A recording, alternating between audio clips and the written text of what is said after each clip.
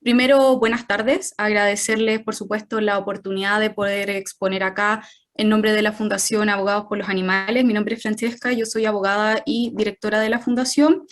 Y del tema que les quiero conversar es por qué debemos considerar moralmente a los animales e incluirlos en la Constitución. Como ustedes bien saben, en nuestro país los animales no humanos están regulados por una amplia variedad de normas de distintas áreas del ordenamiento jurídico, dándoseles el tratamiento de cosas con una protección especial en ciertas situaciones, como la tenencia responsable, el maltrato animal, entre otras. Sin embargo, no están incluidos en la Constitución. No incluirlos en la Constitución supone, primero, que no solo como sociedad no los estamos incluyendo dentro de nuestra convivencia en comunidad, sino que no nos parece importante incluir dentro de nuestros valores y principios fundamentales la consideración hacia sus intereses y sus necesidades. Por otra parte, desde una perspectiva más formal, también los estamos dejando desprotegidos dentro del ordenamiento jurídico, ya que cualquier disposición normativa podría atentar en contra de sus intereses y necesidades, sin que por ello exista un control a nivel constitucional, dado por supuesto el principio de supremacía constitucional. Encontrándonos en este momento constituyente histórico, es del todo relevante preguntarnos como sociedad qué posición le damos a los animales, en tanto seres vivos capaces de tener experiencias positivas y negativas y con ello, por supuesto, tener intereses como nosotros. La consideración moral superior de los animales humanos, o sea, nosotros, en relación a los animales no humanos, no se sustenta sino desde una perspectiva que considera que los animales humanos, nosotros, poseemos alguna cualidad especial que nos hace merecedores de una consideración moral superior y consecuentemente gozar de una protección estatal de la que no gozan los demás animales. Entonces nos preguntamos, ¿cuál es esta cualidad especial? ¿Estamos hablando de alguna cualidad metafísica como el alma, la razón, la posibilidad de comunicarnos, la conciencia, la capacidad de relacionarnos entre nosotros? Es una pregunta que se ha hecho desde la filosofía moral y considerando el amplio espectro de humanos que existen, con su diversidad de capacidades lingüísticas, su capacidad diversa de raciocinio o de relacionarse con otros miembros de la sociedad, se ha concluido que es solo coherente señalar que nos consideramos moralmente por nuestra capacidad de tener experiencias subjetivas, es decir, la capacidad de tener sintiencia o conciencia. Arguir que dicha cualidad especial que poseemos los humanos y que por eso somos considerados moralmente es otra cualidad, es dejar fuera a un gran número de humanos, o bien abrevarnos desde una concepción predarwiniana del ordenamiento jurídico, en la cual el mundo fue creado para el ser humano por tener alguna condición que lo hace especial, merecedor de una consideración específica. Debemos dejar de lado las concepciones arbitrarias y alimentar nuestro ordenamiento jurídico desde la razón y desde los conocimientos científicos. De acá comienza nuestra propuesta y los dejo con el doctor Collán Morales para que comience su presentación. Muchas gracias, Francesca. Sí, yo comparto la presentación y... Perfecto, dígame si se ve bien. Se ve. Bueno, Se ve súper bien. Bueno, ya he escuchado que previamente en este mismo, bueno, no bloque, pero en esta discusión se hablaba de la Declaración de Cambridge y la conciencia animal. Por lo tanto, yo voy a comenzar hablando un poco de, bueno, un poco de la Declaración de Cambridge e intentar explicar un poco en qué consiste a lo que se refiere a la declaración cuando se refiere a que existen otros animales, o sea, animales no humanos que poseen las bases neurobiológicas que podrían dar lugar a la conciencia. La Declaración de Cambridge, bueno, fue una declaración que se hizo en una conferencia que se llama Francis Crick Memorial Conference el año 2012, la cual era sobre conciencia humana y en animales no humanos. Y al finalizar esta conferencia se realizó un acta, una declaración en la cual por consenso se concluyeron distintos aspectos en base a la conciencia animal, la cual aquí yo puse en cita probablemente lo que quiero que quede remarcado. Si es que la quiere leer en profundidad, lo recomiendo. No está escrito en lenguaje científico, de hecho está escrito en un lenguaje para que pueda ser leído por el mundo no científico, es solamente un poco más de una plana, así que también recomiendo que todos los constituyentes lean dicha declaración. Ahora, ¿a qué se refiere o de qué estamos hablando cuando por ejemplo, en esta declaración dice que la evidencia sugiere que más animales, más allá de los humanos, poseen las bases neurobiológicas de la conciencia? Lo primero, bueno, es definir científicamente qué es la conciencia. Existen distintas definiciones en base tanto a la psicología o en otras áreas. Sin embargo, generalmente en la ciencia, cuando se habla de conciencia, se atribuye a la capacidad que tienen los individuos de experimentar, o la capacidad que tienen los individuos de evaluar o cómo perciben el mundo externo y cómo se perciben a sí mismos. Eso sería a grandes rasgos cómo se podría definir la conciencia. Ahora bien, para analizar estados alterados de conciencia en humanos, en general se utiliza las propiedades lingüísticas del humano, o sea, muchas de las pruebas son en base a preguntas y respuestas y se hacen en base a la capacidad de lenguaje que tienen los humanos. Sin embargo, los animales no poseen esta propiedad, por lo tanto, se requiere utilizar otro tipo de paradigmas para poder evaluar las propiedades de conciencia en animales. Y lo que ocurre es que la conciencia no es un parámetro lineal, no es que un animal sea más o menos consciente que el otro. Eso podríamos decir que es algo errado, y hay un consenso en que en el fondo la conciencia es un espectro de parámetros que se deben evaluar. Aquí en esta presentación me voy a enfocar, voy a dar algunos ejemplos basados generalmente en mamíferos, los cefalópodos, que serían siendo los pulpos, y en este caso que deberían siendo los cuervos o algunas aves, que en el fondo son podrían ser tres especies animales bastante diferentes, pero que tienen diferentes niveles de conciencia en cada una de estas dimensiones, de estos parámetros. A continuación voy a ahondar en cuáles serían, o cuáles se han propuesto, cuáles son por lo menos 5 parámetros importantes que se pueden evaluar en la conciencia animal y para posteriormente poder, por ejemplo, hacer un cuadro de conciencia de estos animales. El primer parámetro es probablemente el más fácil de entender, o que uno pueda entender más simplemente, que es la capacidad de percibir el mundo a través de los sentidos, o sea, en el caso de nosotros los humanos, es percibir el mundo a través de la visión, el tacto, el gusto, el oído. Y es fácil de entender de que hay animales que tienen distintas propiedades, o sea, que tienen distintas agudezas en cada uno de estos sentidos. Hay animales donde predeterminadamente algún sentido es más preponderante que el otro. Por lo tanto, en esta dimensión es entendible que ciertos animales, por ejemplo, perciben el mundo de una forma más táctil, como podrían ser los pulpos, o que, por ejemplo, en el caso de los perros, el sentido del olfato es algo muy predeterminante en cómo ellos perciben el mundo que los rodea. El siguiente parámetro es la capacidad de evaluar experiencias y emociones. ¿A qué se refiere esto? Los animales, prácticamente todos, o un amplio espectro de animales, tienen la capacidad de sentir ya sea dolor, ansiedad, miedo o malestar, como alguna característica negativa, o alguna característica positiva, o experiencia o emociones positivas como la alegría, la comodidad y el amor. Ahora, los animales, existen pruebas, o sea, de hecho estos 5 parámetros que les estoy mencionando, actualmente existen pruebas científicas donde se pueden evaluar. Entonces, en este caso, existen pruebas donde los animales se pueden someter y pueden darle un valor a las experiencias, o sea, pueden sopesar qué prefieren entre positivo o negativo entre dos experiencias negativas. Un ejemplo podría ser este mismo animal que sale aquí, por ejemplo, un leopardo que está comiendo su presa, que parece una experiencia positiva que está comiendo.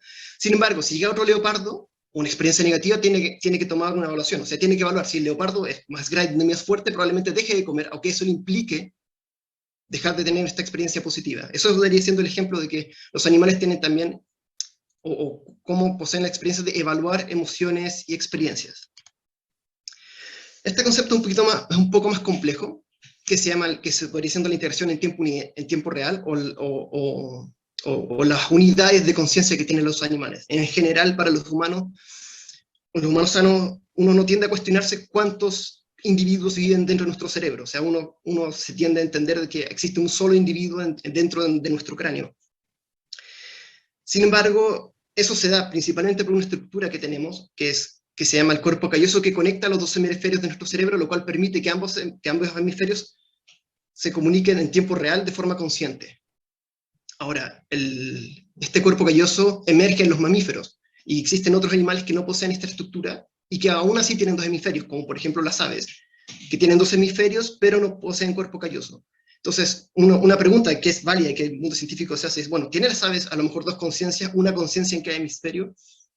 Bueno, la respuesta actualmente, los datos indican que no, que lo que ocurre en este caso de animales que tienen, por ejemplo, que no tienen una conexión directa entre sus estructuras, su conciencia está lateralizada, o sea que mayormente las emociones y la evaluación del medio está principalmente en un área, está predominantemente en un solo hemisferio, y el otro tiene algunas funciones colaborativas con el siguiente hemisferio, lo cual se denomina una lateralización.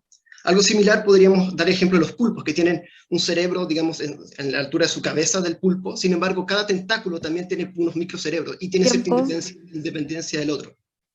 Perdón, ¿tiempo o un minuto? No, perdón, tiempo. ¿Me da 20 segundos para terminar un par de... Sí, no hay problema. Bueno, los otros parámetros vendrían siendo la capacidad de percibir el tiempo, ya sea pasado, presente, futuro. Algunos animales, por ejemplo, aves y pulpos, han mostrado que tienen la capacidad de pensar en el futuro, que es una habilidad más compleja, como por ejemplo las aves guardar comida para más adelante. Y finalmente el último parámetro es la autoconciencia, o autopercibirse. Ahí no todos los animales, existen distintos parámetros para evaluar la autoconciencia. Una de las más populares es la prueba del espejo, que ya no muchos animales la prueban, que en fondo es mediante una experiencia visual reconocerse a sí mismo. Sin embargo, esta prueba tiene algunas limitantes en poder evaluar a los animales en sí mismos. En general, todos los animales tienen algún tipo de autopercepción, desde el más básico, que podría ser como la percepción muscular. Cuando uno levanta un brazo, sabe que uno tiene el brazo arriba y que no toque a algo en el techo. En el fondo eso se llama propiocepción, y eso lo tiene prácticamente todos los animales. Sin embargo, autoconciencia más compleja, como pasar la prueba del espejo, ahí se reduce el número de animales que son capaces de pasarlo. Las aves son, por ejemplo, algunas especies fuera de los mamíferos que pasan esta prueba. Y finalmente, en modo de conclusión, es que para evaluar la conciencia es más que un parámetro lineal, se tiene que pensar como un marco, un espectro de conciencia. En fondo, cada animal o cada especie tiene un perfil y que tiene ciertas fortalezas en algún otro espectro, y no es necesariamente uno mejor o peor que el otro, simplemente tienen perfiles de conciencia diferentes en el reino animal. Muchas gracias. Bueno, dejo algunas referencias también en caso de que alguien quiera ahondar un poco más en estas temáticas. Y finalmente, dejo la propuesta que deja la Fundación, la cual yo agradezco que me invitó para realizar esta charla, y bueno, dejo que Francesca pueda quizá explicarlo un poco más en detalle. Muchas gracias. Muchas gracias, Francesca y Koyam. Un abrazo, o sea, un aplauso para ustedes. Les pedimos que su presentación la puedan enviar a medioambiente@chileconvención.cl para que la podamos analizar con mayor detención. Y ahora vamos con las preguntas de los constituyentes. ¿No hay preguntas al parecer? Sí, Constanza tiene una consulta. O sea, me gustaría que cortito explicaran la propuesta, si la pudieran también. Ya, ok, entonces aprovechar estos minutos que quedan, son alrededor de 3 minutos para que ustedes puedan presentar mejor la propuesta. Perfecto, muchas gracias. La propuesta que aparece acá está vinculada justamente con todo lo que hemos conversado, un poco para ahondar en qué significa la sintiencia, qué va a significar la conciencia y cuál es el parámetro en definitiva por el cual tenemos que determinar nuestra consideración moral. Lo que hablábamos un poco en la introducción, ¿por qué los humanos somos importantes? Vamos a tomar una perspectiva simplemente positivista, vamos a arguir algunos argumentos quizá que se abrevan de tiempos anteriores en los cuales se generó el ordenamiento jurídico, o vamos a utilizar los conocimientos científicamente disponibles que tenemos y que están, por supuesto, afiatados, como se ha expuesto, para determinar esto. Esta propuesta está generada justamente en base a esto último, a entender que el ordenamiento jurídico no tiene que ser arbitrario, que lo que podamos disponer tenga que ser igualitario, respetando el mismo criterio para todos los que estamos incluidos en esta sociedad.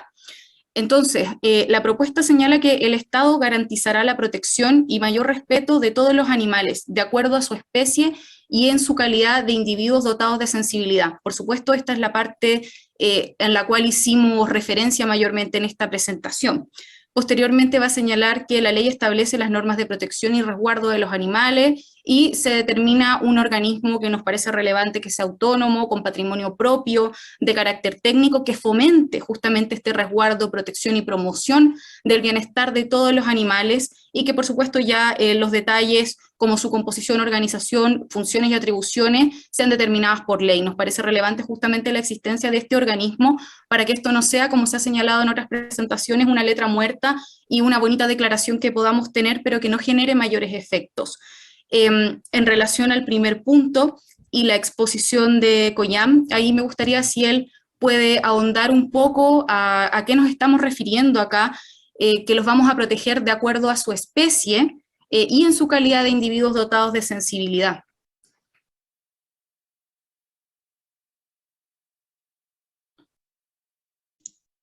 Bueno, en base a tu pregunta, Francesca, digamos que individuos dotados de sensibilidad, o por lo menos como se entiende sintiencia, vendrían siendo, como lo presenté en los dos primeros puntos, que vendría siendo la capacidad de percibir el mundo a través de los sentidos, y esa información que viene detrás de los sentidos, que aquellos que tengan, por ejemplo, una capacidad de evaluar positivo o negativamente sus experiencias y emociones. Eso incluye un alto espectro de animales, obviamente no lo incluye todos, pero sí hay un alto espectro, el cual incluye, por ejemplo, desde los mamíferos, la mayoría de los vertebrados, incluyendo las aves, y fuera de los vertebrados, podríamos decir que, por ejemplo, los pulpos también tienen esta propiedad muy, muy marcada. Aún así, o sea, para este tipo de cosas, yo recomendaría también realizar caso a caso, especie por especie que se quiera incluir de forma específica, ya que, como mencionaba, esto de la conciencia es difícil marcar un parámetro, un punto que es más o que es menos, es algo más, es un continuo, y cada especie posee un espectro en su conciencia, y no es tan fácil hacer una línea de que estos animales hacia arriba sí o estos animales hacia abajo no.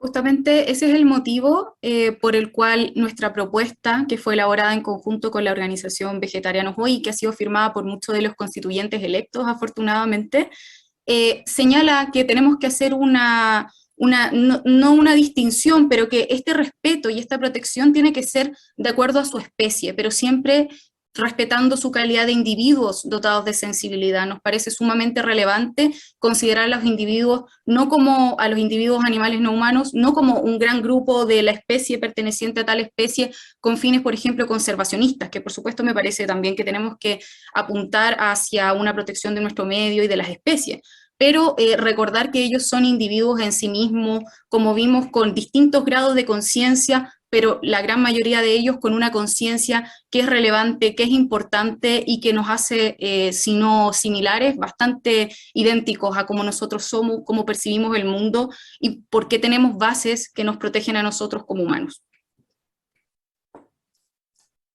Eso Muchísimas sería gracias, Francesca y Koyan, por esta explicación, y bueno, nuevamente un aplauso y agradecerles por haber estado acá. Muchas gracias a ustedes por la invitación.